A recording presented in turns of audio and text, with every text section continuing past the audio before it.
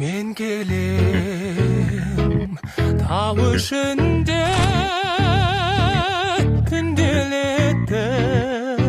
аймақты көңіренді өлеңдетіп астымда ақ боз адам